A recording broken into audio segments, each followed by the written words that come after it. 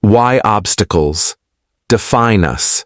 Every human life, regardless of culture or century, shares a common thread: obstacles.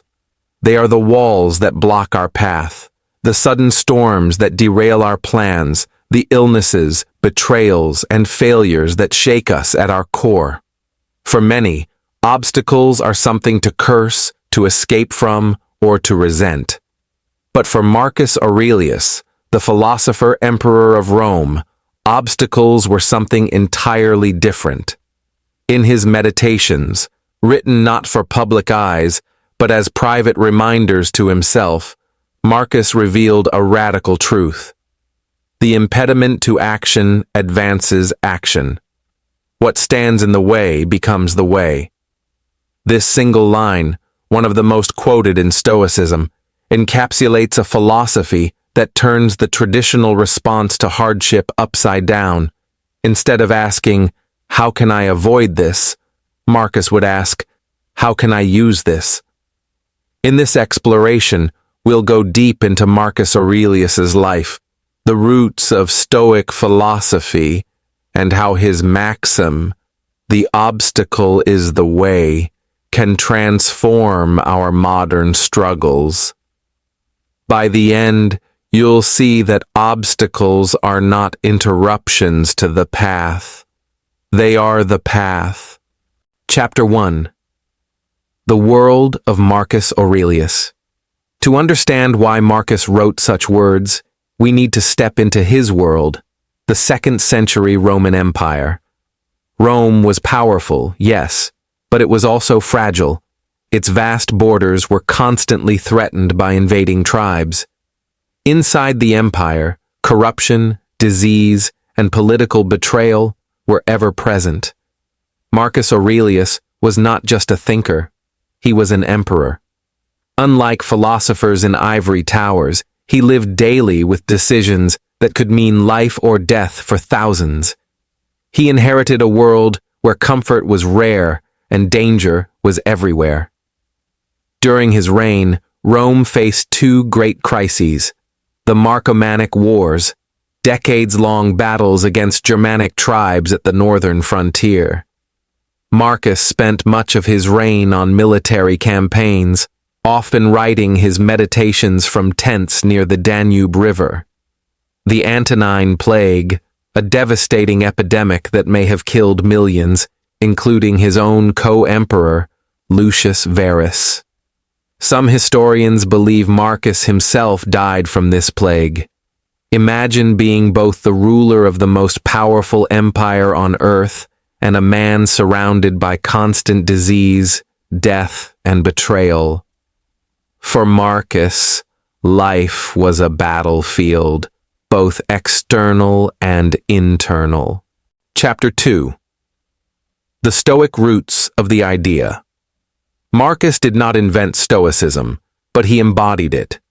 The philosophy had been around for centuries, founded by Zeno of Citium and developed by philosophers like Epictetus and Seneca.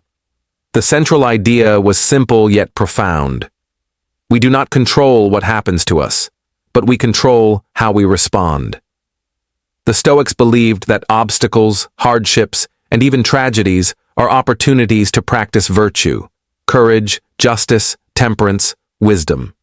Seneca wrote, "Fire tests gold, misfortune tests brave men." Epictetus, a former slave, taught, "It's not what happens to you, but how you react to it that matters."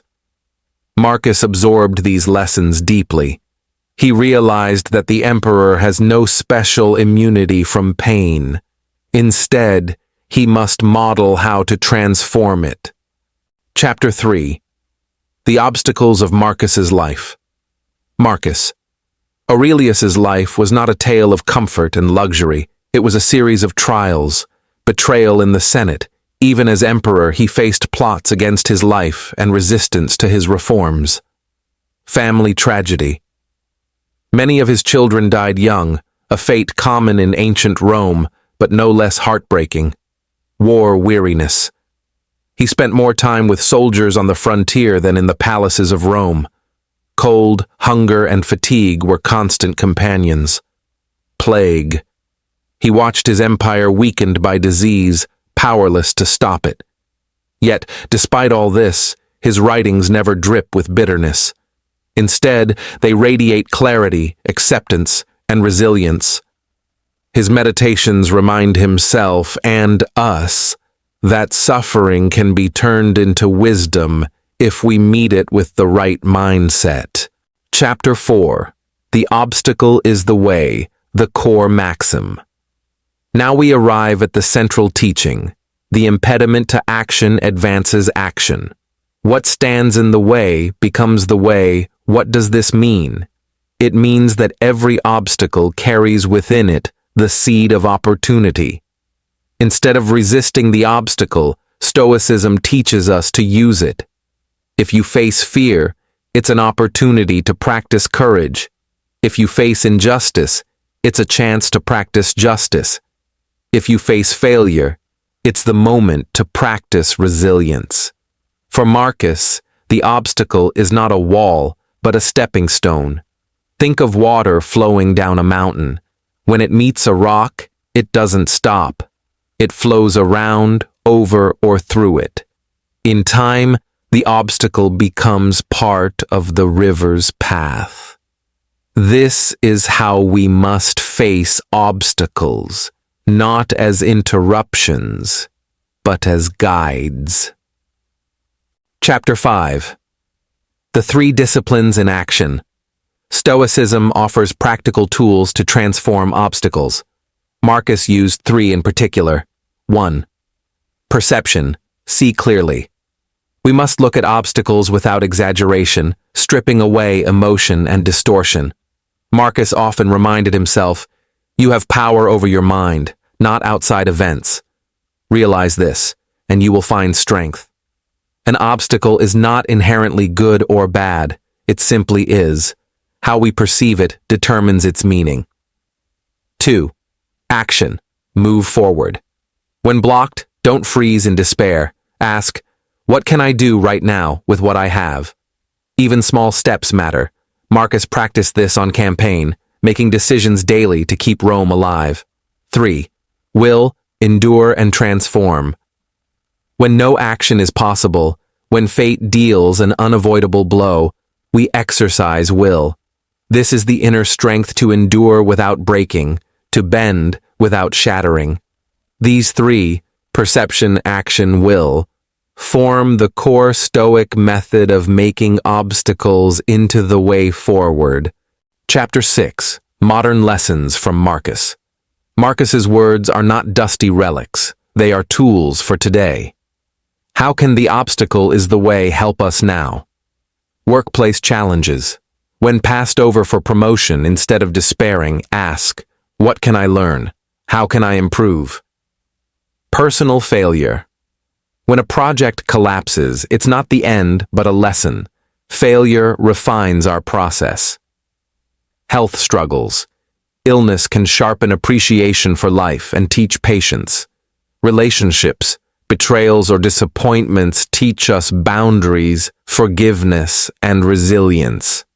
In each case, Marcus's maxim applies.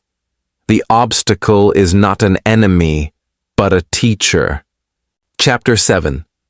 The final reflection. Marcus Aurelius never saw his philosophy as abstract. He wrote not for us, but for himself, reminding his soul to stand tall amid storms. Yet his private words became a global guide.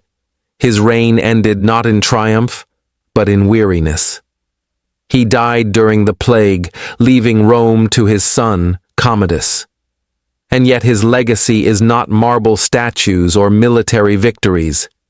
It is his wisdom, that obstacles are opportunities, that strength is born from trial, that the way forward is through the very barriers we fear.